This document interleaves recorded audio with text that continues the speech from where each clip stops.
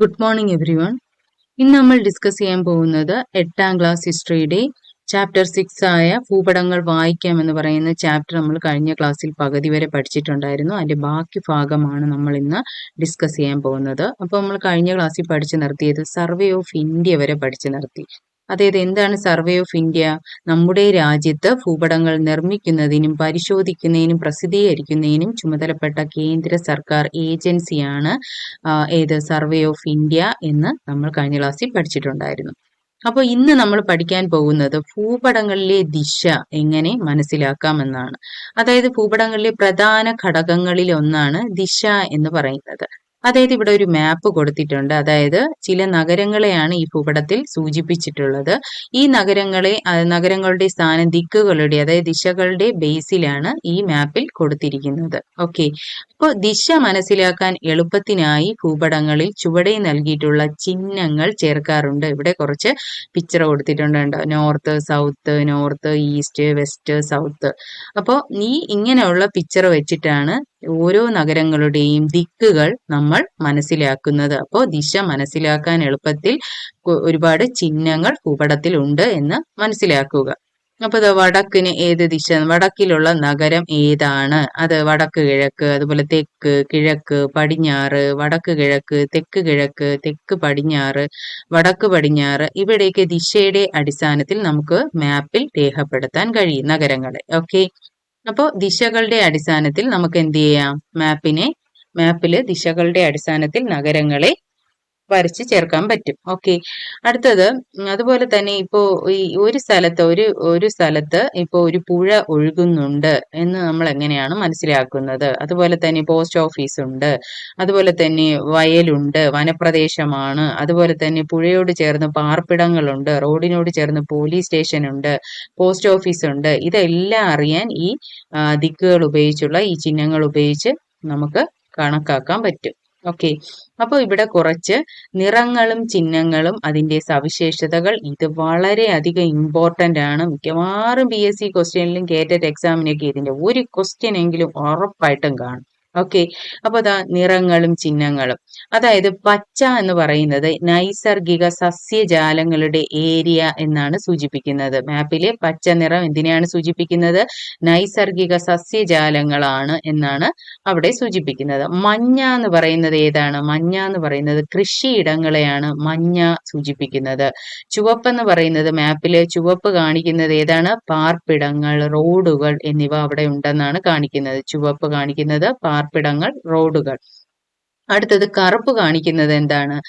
തീവണ്ടിപ്പാത, അക്ഷാംശ രേഖകൾ, രേഖാംശ രേഖകൾ, telephone line ഇതെല്ലാം ഉണ്ടെന്ന് കാണിക്കുന്നതാണ് ഈ ബ്ലാക്ക് കളർ എന്ന് പറയുന്നത്. അടുത്ത് ബ്ലൂ കളർ എപ്പോഴും യൂസ് ചെയ്യുന്നത് ജലാശയങ്ങളെ കാണിക്കാനാണ്. ബ്ലൂ കളർ യൂസ് ചെയ്യുന്നത് ഏതിനെയാണ്? ജലാശയങ്ങളെ കാണിക്കാൻ. അടുത്ത് തവിട്ട് നിറത്തിലുള്ളത് കാണിക്കുന്നത് എന്താണ്? പാറക്കൂട്ടങ്ങൾ, മണൽക്കൂനകൾ, കുന്നുകൾ ഇവയൊക്കെ സൂചിപ്പിക്കാനാണ് തവിട്ട് നിറം സൂചിപ്പിക്കുന്നത്.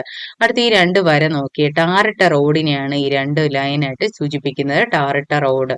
അടുത്തത് ഈ തീവണ്ടി റെയിൽവേ ക്രോസിന്റെ മോഡലിലുള്ളത് തീവണ്ടി പാതയാണ് ക്രോസ് ചെയ്യുന്നത്, തീവണ്ടി പാതയാണ് കണക്കാക്കുന്നത്. അടുത്തത് ഇങ്ങനെയുള്ള ഒരു സിമ്പൽ കൊടുത്തിരിക്കുന്നത് അരുവിയാണ്. എന്താണ്?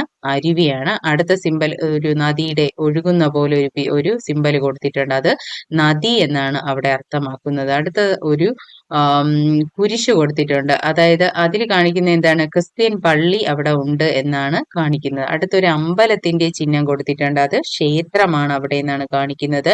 പിന്നെ ഒരു മസ്ജിദിന്റെ ഒരു സിമ്പൽ കൊടുത്തിട്ടുണ്ട്. അത് മുസ്ലിം പള്ളിയാണ് അവിടെ എന്നാണ് കാണിക്കുന്നത്.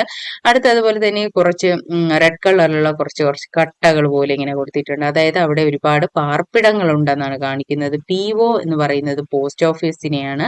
അതുപോലെ തന്നെ ഒരു ബ്ലൂ കളർ സർക്കിളായിട്ട് കൊടുത്തിരിക്കുന്നത് കിണറിനെയാണ്. PS എന്ന് പറയുന്നത് പോലീസ് സ്റ്റേഷനെയാണ് സൂചിപ്പിക്കുന്നത്. അതുപോലെ തന്നെ ഇത് കോട്ട മോഡല് പോലെ കൊടുത്തിരിക്കുന്നത് ഇത് കോട്ടയാണ് സൂചിപ്പിക്കുന്നത്.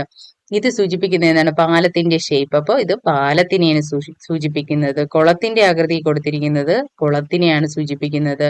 അത് കഴിഞ്ഞിട്ട് ഏതാണ്? കുഴൽ കിണറിന്റെ ഒരു ഇത് കുഴൽ കിണറിനെയാണ് സൂചിപ്പിക്കുന്നത്. ഇത് ഒരു റാ പോലെ കൊടുത്തിരിക്കുന്ന ഇത് ശവപ്പറമ്പിനെയാണ് സൂചിപ്പിക്കുന്നത്.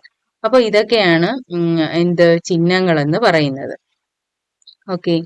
അപ്പോൾ ഇങ്ങനെയൊക്കെ പല രീതിയിലാണ് ഈ സിംബൽസ് നിങ്ങൾ എന്ത് ചെയ്യണം, ഓർത്ത് വെക്കണം. അപ്പോൾ ഭൂപടങ്ങളിൽ വിവിധ തരം ചിഹ്നങ്ങൾ യൂസ് ചെയ്യുന്നത്, നമ്മുടെ ചിഹ്നങ്ങളും അതിൻ്റെ സവിശേഷതകൾ ഇത് നല്ലപോലെ പഠിച്ചു വെക്കുക. ഇതാണ് ഈ ചാപ്റ്ററിൽ വളരെയധികം ഇമ്പോർട്ടൻ്റ് ആയിട്ടുള്ളതെന്ന് പറയുന്നത് ഈ നിറങ്ങളും ചിഹ്നങ്ങളുമാണ്. ഇതിൽ നിന്ന് ഒരു ക്വസ്റ്റ്യൻ എങ്കിലും എല്ലാ പ്രാവശ്യവും എക്സാമിനുണ്ടാവും. അപ്പോൾ ഇത് നിങ്ങൾ നല്ലപോലെ തറവാക്കി പഠിക്കുക.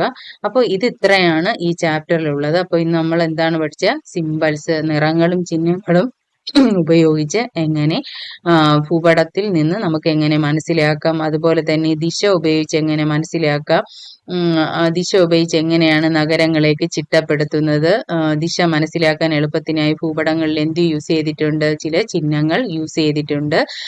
പിന്നെ അതുപോലെ തന്നെ ഭൂപടങ്ങൾ നിർമ്മിക്കുന്നതിനും പരിശോധിക്കുന്നതിനും പ്രസിദ്ധീകരിക്കുന്നതിനും ചുമതലപ്പെട്ട കേന്ദ്ര സർക്കാർ ഏജൻസി ഏതാണ്, സർവേ ഓഫ് ഇന്ത്യ. അതൊക്കെയാണ് നമ്മൾ ഇന്ന് പഠിച്ചത്. ഈ ചാപ്റ്ററിൽ ഇത്രയേ ഉള്ളൂ. അപ്പോൾ ഇന്നത്തെ ക്ലാസ് കഴിഞ്ഞിരിക്കുകയാണ്. നിങ്ങൾക്ക് എൻ്റെ ക്ലാസ് ഇഷ്ടപ്പെടുകയാണെങ്കിൽ എൻ്റെ ചാനൽ ലൈക്ക് ചെയ്യുക, ഷെയർ ചെയ്യുക, സബ്സ്ക്രൈബ് ചെയ്യുക. See you again. Okay, thank you.